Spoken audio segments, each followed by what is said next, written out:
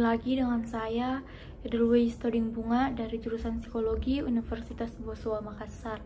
Pada video kali ini, saya akan membahas tentang ukuran kebenaran, klasifikasi, dan hierarki ilmu. Pembahasannya tetap saya ambil dari Filsafat Ilmu Profesor Dr. Amsal Baktiar MA. Untuk mempersingkat waktu, mari kita mulai pembahasannya. Jadi yang pertama yang akan saya bahas itu adalah ukuran kebenaran. Jadi berpikir merupakan suatu kegiatan untuk menemukan pengetahuan yang benar. Apa yang disebut benar bagi seseorang belum tentu benar bagi orang lain. Karena itu, kegiatan berpikir adalah usaha untuk menghasilkan pengetahuan yang benar atau kriteria kebenaran. Pada setiap jenis pengetahuan tidak sama kriteria kebenarannya karena sifat dan watak pengetahuan itu berbeda. Nah, secara umum orang merasa bahwa tujuan pengetahuan adalah untuk mencapai kebenaran. Namun masalahnya tidak hanya sampai di situ saja. Problem kebenaran inilah yang memacu tumbuh dan berkembangnya epistemologi. Nah, telaah epistemologi terhadap kebenaran membawa orang kepada sesuatu kesimpulan bahwa perlu dibedakan adanya 3 jenis kebenaran, yaitu kebenaran epistemologis, kebenaran ontologis, dan kebenaran semantis. Nah, kebenaran epistemologis adalah kebenaran yang berhubungan dengan pengetahuan manusia. Kebenaran dalam arti ontologis adalah kebenaran sebagai sifat dasar yang melekat pada hakikat segala sesuatu yang ada atau diadakan. Nah, kemudian kebenaran dalam arti semantis adalah kebenaran yang terdapat serta melekat pada tutur kata dan bahasa. Nah, kemudian teori yang menjelaskan kebenaran epistemologis adalah sebagai berikut. Nah, teori pertama adalah teori korespondensi, the correspondence theory of truth, yang kadang disebut the accordance theory of truth. Nah, menurut teori ini, kebenaran atau keadaan benar itu apabila ada kesesuaian antara arti yang dimaksud oleh suatu pernyataan atau pendapat dengan objek yang dituju oleh pernyataan atau pendapat tersebut. Nah, kemudian pengetahuan itu dikatakan benar apabila di dalam kemanunggalan yang sifatnya intrinsik, internasional, dan pasif aktif terdapat kesesuaian antara apa yang ada di dalam pengetahuan subjek dengan apa yang ada di dalam objek.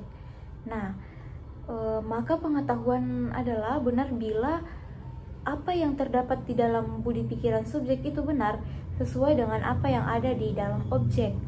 Nah, kebenaran adalah yang bersesuaian dengan fakta, yang berselaras dengan realitas, yang serasi dengan situasi aktual. Kemudian, kebenaran dapat didefinisikan sebagai kesetiaan pada realitas objektif, yaitu suatu pernyataan yang sesuai dengan fakta atau sesuatu yang selaras dengan situasi. Nah, kebenaran ialah persesuaian antara pernyataan mengenai fakta dan dengan fakta aktual. Nah, atau antara putusan dengan situasi seputar yang diberi interpretasi. Nah, kemudian realisme epistemologis berpandangan bahwa terdapat realitas yang independen, tidak tergantung, yang terlepas dari pemikiran, dan kita tidak dapat mengubahnya bila kita mengalaminya atau memahaminya. Itulah sebabnya realisme epistemologis kadangkala disebut objektivisme.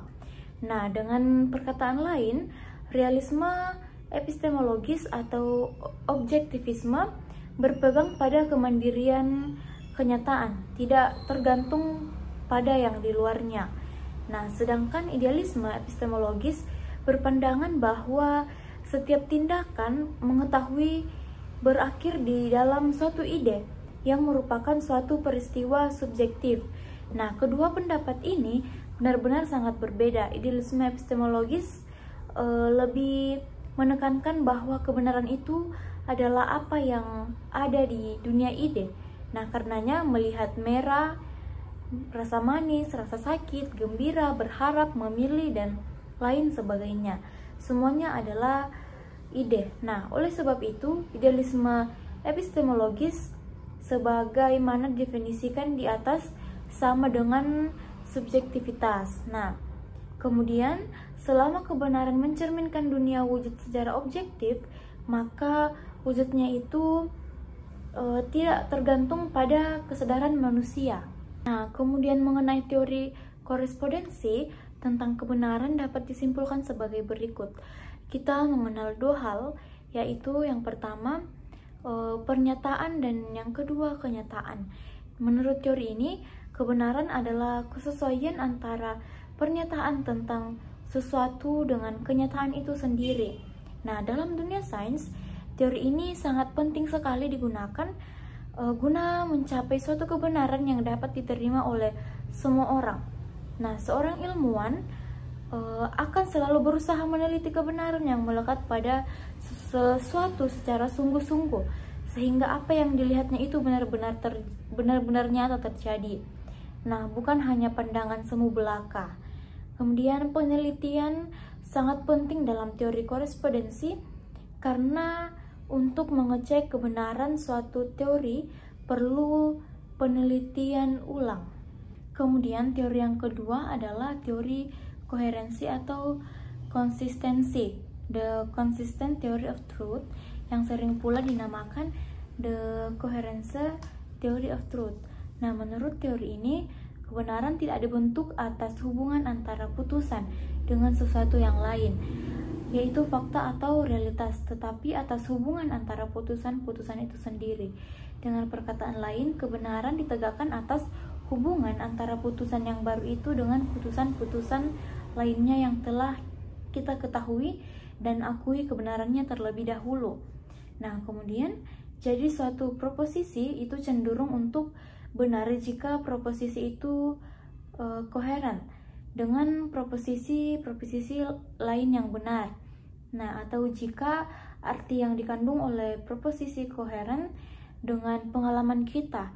Kepastian mengenai kebenaran sekurang-kurangnya memiliki 4 pengertian, di mana satu keyakinan itu tidak dapat diragukan kebenarannya, sehingga disebut pengetahuan. Yang pertama, pengertian yang bersifat psikologis. Kemudian yang kedua, pengertian yang bersifat logis. Yang ketiga, menyamankan kepastian dengan keyakinan yang tidak dapat dikoreksi. Kemudian yang keempat, pengertian akan kepastian yang digunakan dalam pembicaraan umum, di mana hal itu diartikan sebagai kepastian yang didasarkan pada nalar yang tidak dapat diragukan atau dianggap salah. Nah, jadi menurut teori ini, putusan yang satu dengan yang lainnya saling berhubungan dan saling menerangkan satu sama lainnya. Karena lahirlah rumusan truth is systematic coherence. Kebenaran adalah saling hubungan yang sistematis. Truth is konsistensi. Kebenaran adalah konsistensi dan kecocokan. Nah, kemudian apabila teori korespondensi dianut oleh penganut realisme dan materialisme, teori konsistensi atau koherensi ini berkembang pada abad ke-19 di bawah pengaruh Hegel dan diikuti oleh pengikut mazhab idealisme. Nah, mengenai teori konsistensi ini dapatlah kita simpulkan sebagai berikut. Nah, yang pertama, kebenaran menurut teori ini ialah kesesuaian antara suatu pernyataan dengan pernyataan-pernyataan lainnya yang sudah lebih dahulu kita ketahui, terima dan akui sebagai benar. Kemudian yang kedua, teori ini agaknya dapat dinamakan teori penyaksian tentang kebenaran. Karena menurut teori ini, satu putusan dianggap benar apabila mendapat penyaksian oleh putusan-putusan lainnya yang terdahulu yang sudah diketahui, diterima, dan diakui benarnya. Nah, kemudian suatu teori itu dianggap benar apabila tahan uji. Artinya, suatu teori yang sudah dicetuskan oleh seseorang, kemudian teori tersebut diuji oleh orang lain, tentunya dengan mengkompresikan dengan data-data baru. Nah, oleh karena itu, apabila teori itu bertentangan dengan data yang baru, secara otomatis teori pertama gugur atau batal.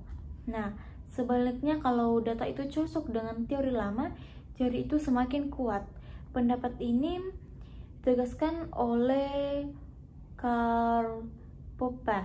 Nah, selain itu, di antara bentuk pengetahuan yang penyusunannya dan pembuktiannya didasarkan pada teori koherensi adalah ilmu matematika dan turunannya.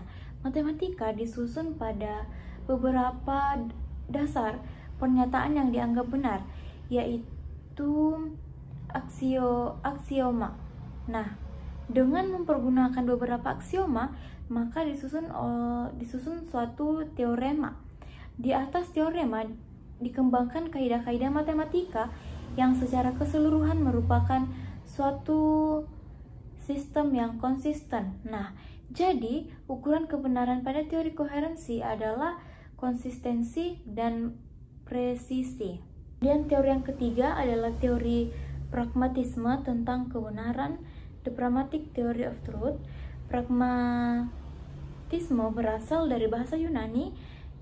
Pragma artinya yang dikerjakan, yang dilakukan, perbuatan, tindakan, sebutan bagi filsafat yang dikembangkan oleh William James di Amerika Serikat.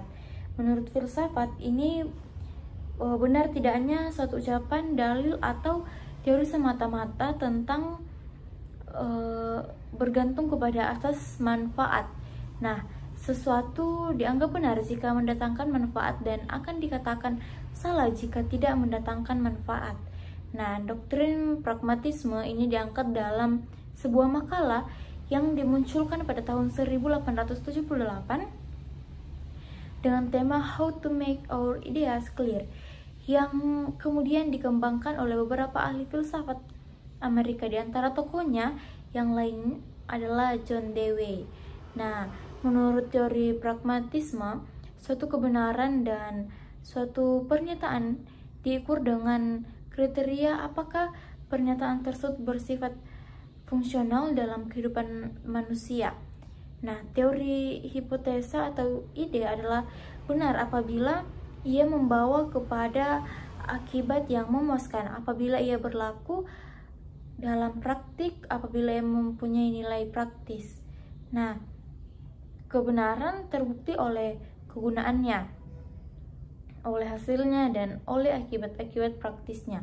Jadi kebenaran ialah apa saja yang berlaku.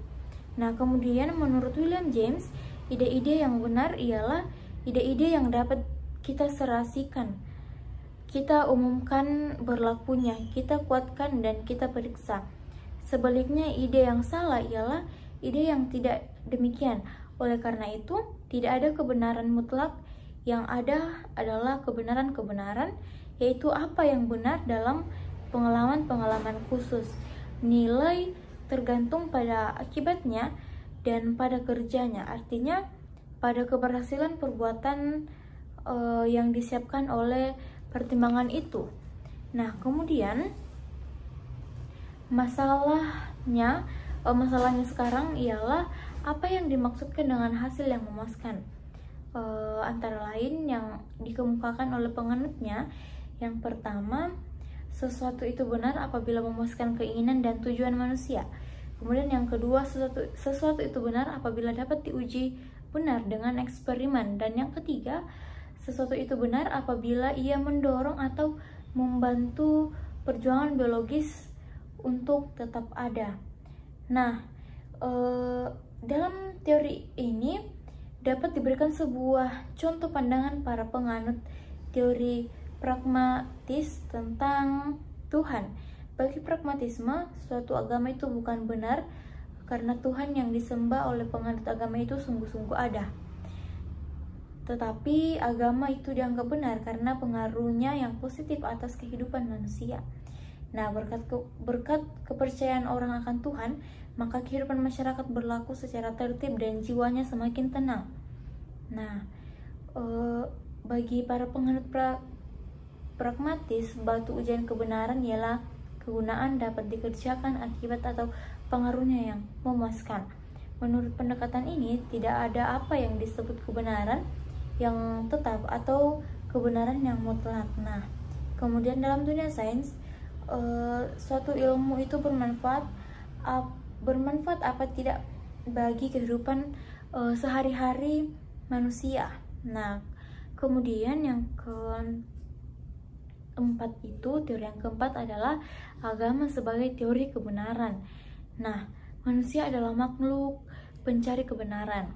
Salah satu cara untuk menemukan suatu kebenaran adalah melalui agama. Agama dengan karakteristiknya sendiri memberikan jawaban atas segala persoalan asasi yang dipertanyakan manusia, baik tentang alam, manusia, maupun tentang Tuhan. Kalau ketiga teori kebenaran sebelumnya lebih mengedepankan akal budi, rasio, dan irisan manusia, dalam agama yang dikedepankan adalah wahyu yang bersumber dari Tuhan. Nah, kemudian penelaran dalam mencapai ilmu pengetahuan yang benar dengan berpikir setelah melakukan penyelidikan, pengalaman, dan percobaan sebagai trial dan error, sedangkan manusia mencari dan menentukan kebenaran sesuatu dalam agama dengan jalan mempertanyakan atau mencari jawaban tentang berbagai masalah asasi dari atau kepada kitab suci. Dan suatu hal itu dianggap benar apabila sesuai dengan ajaran agama atau wahyu sebagai penentu kebenaran mutlak. Sekarang kita masuk pada klasifikasi dan hierarki ilmu. Nah, para filosof muslim membedakan ilmu kepada ilmu yang berguna dan yang tak berguna. Kategori ilmu yang berguna, mereka masukkan ilmu-ilmu duniawi seperti kedokteran, fisika, kimia, geografi, logika, etika, bersama disiplin-disiplin yang khusus mengenai ilmu keagamaan. Nah, ilmu sihir, alkemi, dan numerologi dimasukkan ke dalam golongan cabang-cabang ilmu yang tidak berguna. Nah, secara umum ada 3 basis yang sangat mendasar dalam menyusun secara hierarki ilmu-ilmu metodologis, ontologis, dan etis. Hampir ketiga kriteria ini dipakai dan diterima oleh para ilmuwan muslim sesudahnya membuat klasifikasi ilmu-ilmu. Nah, Al-Farabi membuat klasifikasi ilmu secara filosofis ke dalam beberapa wilayah seperti ilmu-ilmu matematis, ilmu alam, metafisika, ilmu politik, dan terakhir jurisprudensi dan teologi dialektis. Nah, kemudian Dr. Muhammad Al-Bahi membagi ilmu dari segi sumbernya terbagi menjadi 2. Pertama, ilmu yang bersumber dari Tuhan. Kedua, ilmu yang bersumber dari manusia. Kemudian Al-Jurjani membagi ilmu ke dalam menjadi 2 jenis, yaitu yang pertama ilmu kadim dan yang kedua ilmu hadis, ilmu baru. Nah, ilmu kadim ini adalah ilmu Allah yang jelas sangat berbeda dari ilmu hadis yang dimiliki manusia sebagai hambanya. Dan adapun klasifikasi Al-Ghazali tentang ilmu syariah dan ilmu akliyah. Nah, yang pertama itu ilmu syariah. Jadi yang pertama ilmu tentang prinsip-prinsip dasar. Nah, yang pertama ilmu tentang keesaan Tuhan, yang kedua tentang ilmu kenabian, yang ketiga tentang ilmu akhirat atau eskatologis, kemudian yang keempat ilmu tentang sumber pengetahuan religius yaitu Al-Quran dan Sunnah, ijma dan tradisi para sahabat atau sekunder. Ilmunya terbagi menjadi 2 kategori, ilmu-ilmu pengantar dan ilmu-ilmu pelengkap. Kemudian yang kedua itu ilmu tentang cabang-cabang. Nah, yang pertama ilmu tentang kewajiban manusia kepada Tuhan atau ibadah. Kemudian yang kedua ilmu tentang kewajiban manusia kepada masyarakat, terbagi lagi menjadi 2. Yang pertama ilmu tentang transaksi termasuk qisas, Kemudian yang kedua, ilmu tentang kewajiban kontraktual. Nah, kemudian kita masuk pada yang ketiga, ilmu tentang kewajiban manusia kepada jiwanya sendiri, ilmu akhlak. Nah, sekarang kita masuk pada yang kedua, yaitu ilmu akliyah. Jadi yang pertama, matematika, aritmatika, geometri, astronomi, dan astrologi, musik. Kemudian yang kedua, logika. Yang ketiga, fisika atau ilmu alam, kedokteran, meteorologi, mineralogi, kemudian kimia. Nah, yang keempat itu ilmu tentang wujud di luar alam atau metafisika, ontologi. Yang pertama, pengetahuan tentang esensi, sifat, dan aktivitas ilahi. Kemudian yang kedua, pengetahuan tentang substansi sederhana. Yang ketiga, pengetahuan tentang dunia halus. Yang keempat, ilmu tentang kenabian dan fenomena kewalian, ilmu tentang mimpi. Kemudian yang kelima, teurgi. Ilmu ini menggunakan kekuatan bumi untuk menghasilkan efek tampak seperti supernatural. Nah, klasifikasi tersebut berdasarkan pada rincian ilmu Al-Ghazali dalam Al-Risalah Al-Laduniyah dan The Book of Knowledge, yaitu berupa sintesis dari kedua buku tersebut dalam topik klasifikasi Al-Ghazali. Nah, sejarah perkembangan ilmu pasca Al-Ghazali mengalami pengaruh cukup signifikan bahwa pemikiran ilmu di dunia Islam cenderung kurang rasionalistik dan lebih selaras dengan pandangan dunia Al-Quran. Oleh karena itu, banyak para pemikir dan filosof sesudahnya mengembalikan peran nalar pada posisi seimbang. Nah, kemudian upaya klasifikasi ataupun pembidangan ilmu-ilmu adalah ciri-ciri dari karakteristik ilmu yang sulit dihindari. Nah, suatu ilmu akan berhenti dari suatu tempat tapi akan berkembang di tempat lain. Nah, dinamika ini terus berjalan seiring perkembangan ilmu itu sendiri yang terus mengarah pada tataran praktis berupa kemajuan sains dan teknologi.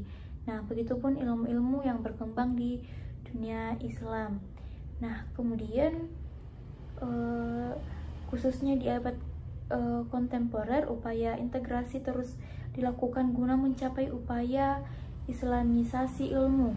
Nah, dan perihal yang perlu diketahui bahwa yang membedakan antara upaya perkembangan, pembidangan ataupun klasifikasi jenis dan bentuk ilmu di barat dan di dunia Islam adalah Islam mengenal visi hierarki keilmuan, yakni Islam memandang terhadap hierarki dalam objek yang diketahui dan subjek yang mengetahui. Nah, adanya pengakuan wawasan yang kudus dan kemudian terjabarkan secara hierarkis ke dalam bidang keilmuan, dan masing-masing ilmu memiliki visi prioritas dan religius. Nah, kemudian struktur ilmu-ilmu Islam ideal secara teoretis menurut hemat penulis tak dapat ditemukan. Nah, masing-masing klasifikasi yang disodorkan oleh sarjana dan ilmuwan muslim yang telah ada memiliki corak dan penekanan yang berbeda. Maka adapun format klasifikasi itu adalah sah-sah saja selama tidak menafikan adanya etika-etika ilmiah religius. Nah, kemudian persoalan upaya integrasi ataupun islamisasi ilmu-ilmu hanya berkisar pada basis etis praktisnya dan tidak lebih dari itu. Oleh karena itu, format ideal struktur ilmu-ilmu keislaman seharusnya disusun ulang secara komprehensif dengan merumuskan adanya pengakuan secara sadar atau menuju kepada kesadaran ilahiyah terhadap sumber ilmu yang bersifat esa yang diwahyukan dalam Al-Quran dan Sunnah Nabinya. Nah, jadi itu adalah pembahasan kita pada hari ini. Semoga apa yang saya bahas tadi ini teman-teman dapat mengerti dan dapat memahaminya, dan dapat berguna bagi teman-teman, dan tentu saja dapat berguna bagi saya sendiri. Mohon maaf bila ada salah kata yang saya ucapkan, mohon dimaafkan. Sampai kembali pada video berikutnya, dan juga terima kasih atas waktu yang diluangkan untuk menonton video ini. Sampai jumpa.